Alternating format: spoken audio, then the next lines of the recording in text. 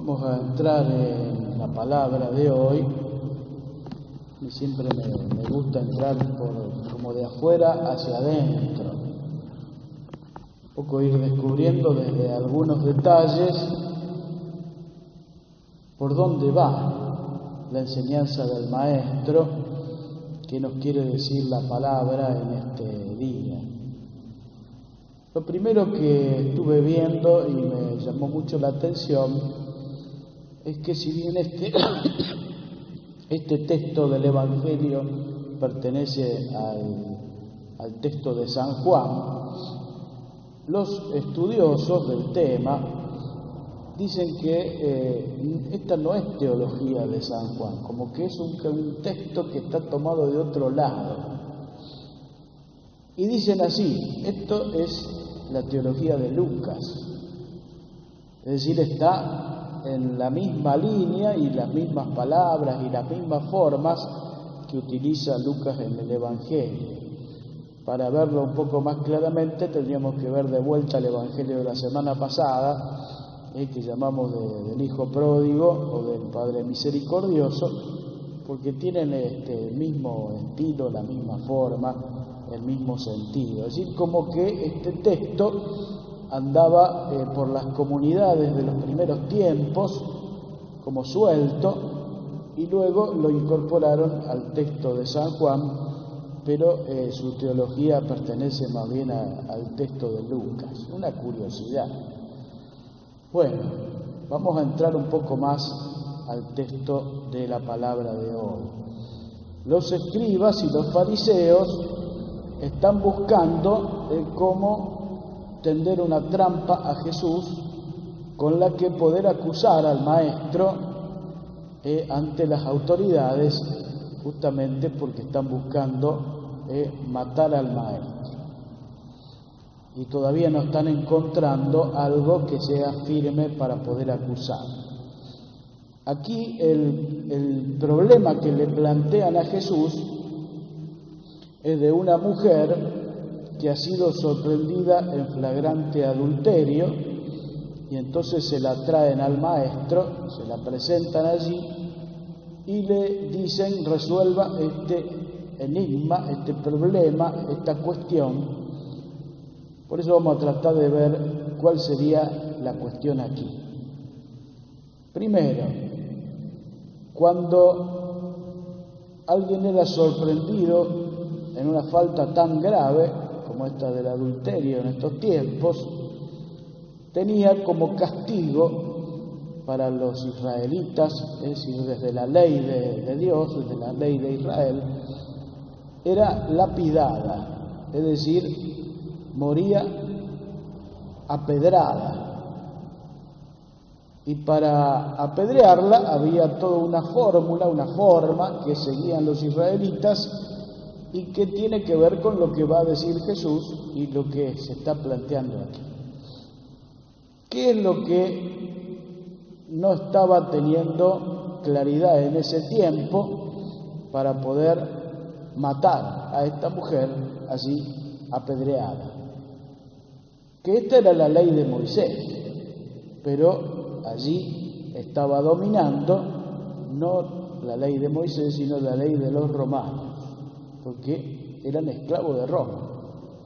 Y los romanos le dejaban hacer a los israelitas todo menos la pena máxima, que se la reservaban ellos.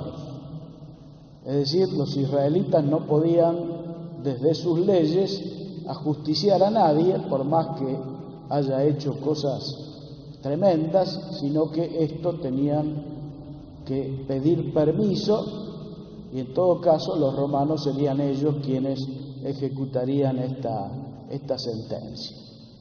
Es decir, le presentaban a Jesús qué hacer, porque ellos habían sorprendido a esta mujer en esta falta y sin embargo no podían ajusticiarla porque los romanos no se lo permitían. ¿Qué hacer? Si Jesús decía que hay que ajusticiarla, se ponía en contra de los romanos y era acusado contra los romanos.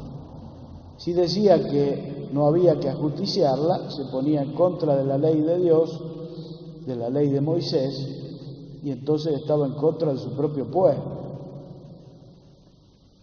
Jesús, ustedes ven, no responde, pero vamos a analizar otras cosas más. Primero, cuando esta mujer es sorprendida en adulterio, la traen a ella y no traen al adúltero. El hombre no está presente. Esto tiene una explicación importante. En estos tiempos se consideraba que la mujer era propiedad del varón. No sé si se entiende la palabra que he empleado, ¿no? Es muy fuerte. O sea, es como que parte de los bienes del varón era la mujer. Y él podía entonces tomar ante la mujer determinados derechos que se ven allí claramente, incluso de poner a la mujer delante de todos para acusarla. Esto por un lado. Entonces el hombre desaparecía de la acusación, aparecía solo la mujer. Y el principal acusador delante de las autoridades religiosas era el propio marido, junto con los que habían sorprendido a esta mujer en adulterio. Así que el ritual ese de la lapidación o apedrear a esta mujer consistía en lo siguiente: ponían a esta mujer frente a toda la turba y comenzaban a apedrearla, pero había uno que tenía que tirar la primera piedra. ¿Quién era el que tenía que tirar la primera piedra? El acusador, es decir, aquel que se hacía responsable por la vida de esa persona. Y el acusador no era otro que el propio marido. O sea, ante esta situación está.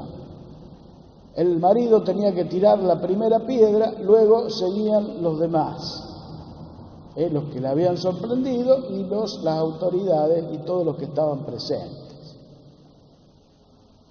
Cuando le presentan esto a Jesús, Jesús va a decir algo que va a dejar sorprendidos a todos los que estaban allí. El que no tenga pecado, arroje la primera piedra. Y ahí es donde aquel que viene como acusador principal, que es el marido, se ve que entiende, se da cuenta de quién es aquel que le está diciendo esto, y por otro lado, la palabra esta le toca hasta el fondo de su corazón, se da cuenta de quién es él, de sus miserias, de sus pecados, de todo lo que significa para él esto de la ley, de cumplimiento de la ley, y que está muy lejos de ser un acusador que esté limpio para arrojar la primera piedra. Entonces duda y empieza a quedarse quieto ante lo que tiene que hacer. Los demás quedan desconcertados porque aquel que tenía que arrojar la primera piedra no tira. Y entonces las personas más grandes, que son las autoridades religiosas, se dan cuenta de la duda y de que este hombre no va a arrojar la primera piedra, entonces empiezan a irse. Uno tras otro van desapareciendo hasta el mismo acusador. Y dejan entonces a Jesús solo frente a la mujer. No sé si se entiende más o menos cómo es la dinámica de lo que ocurre allí. Lo importante me parece que está en esto. Nadie puede acusar a sus hermanos, porque no tenemos una limpieza de corazón tal que seamos capaces de decir, este es un pecador. Aunque lo decimos tan livianamente en el día a día, es más, tenemos juzgados a todos los que nos rodean. Este es esto, esta es tal cosa, a los familiares, a los que forman parte de mi propio núcleo cercano, a las amistades, a los vecinos, a los compañeros de trabajo, a todos los tenemos juzgados y condenados ya. Entonces la palabra nos viene llegando como muy fuerte, por un lado, y por otro lado con un aliento también de conversión, de cambio. Desde el mismo texto del Evangelio de San Juan se nos dice: no he venido a juzgar al hombre, sino a salvarlo. El Señor ha venido a tendernos la mano, no a lapidarnos. Y en cuanto a esto que les decía de los romanos y de la ley de Israel, también se incluía en estos pecados graves todo lo que es el tema de las blasfemias, el obrar contra Dios y el decir contra Dios. Y por eso los israelitas van a presentar a la autoridad romana a Jesús, a Jesús justamente ante Poncio Pilato, para que sea él el que decida sobre la vida de Jesús, porque ya que los israelitas querían matarlo, pero no podían porque los romanos se lo impedían a través de esa esclavitud que sostenían con el pueblo de Israel. Es decir, Jesús un poco más adelante va a pasar por la misma situación que está pasando esta mujer allí sorprendida en adulterio. Es decir, que también la ley esa de los romanos impedía ajusticiar a Jesús, no solo a esta mujer sorprendida en adulterio. Vamos entonces al fondo de este Evangelio. Hoy el Señor nos está diciendo a nosotros que no podemos juzgar a nuestros hermanos. No solo porque estamos incapacitados para ver como Dios ve y ver el corazón de cada persona, sino porque Dios, que ve el fondo del corazón de los hombres, es misericordioso. Y se nos dice desde la palabra: sean misericordiosos como el Padre Celestial es misericordioso. O, dicho de otra manera, en las bienaventuranzas: bienaventurados aquellos que son misericordiosos, porque obtendrán misericordia. Y en el Padre Nuestro lo decimos de otra manera: perdónanos como nosotros perdonamos a nuestros hermanos. Es decir, estamos allí ante una palabra muy fuerte, ante una situación que Jesús vive frente a sus hermanos, y que no va a juzgar a esta persona, a esta mujer, le va a decir: vete, no peques más. Nos da todo un aliento a vivir de una manera, porque el Señor es misericordioso con nosotros, pero también un gran desafío a ser misericordiosos nosotros con nuestros hermanos, no juzgando, ni prejuzgando, ni condenando a nadie. Bueno, renovemos nuestra fe. Creo en Dios